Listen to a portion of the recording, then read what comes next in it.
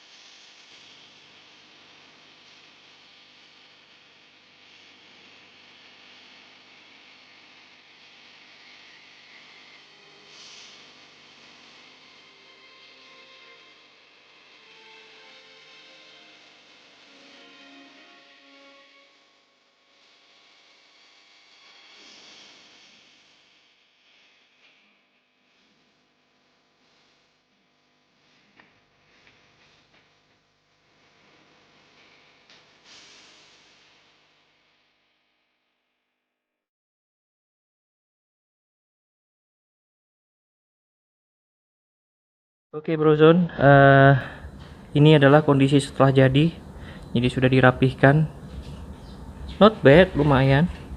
Jadi rumputnya ini saya pakai rumput dengan tinggi 2,5 cm ya, atau 25 mm. Nah, ini terlihat. Oke, jadi mungkin bisa jadikan ide atau bagi yang mau mencari ide membuat carportnya biar lebih oke. Jadi ini kenapa warnanya seperti ini, warna abu-abu, saya cat dengan menggunakan cat lapangan tenis tapi yang warna abu-abu.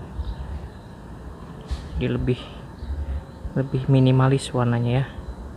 Sip, mudah-mudahan bisa menjadi ide buat brozone sekalian.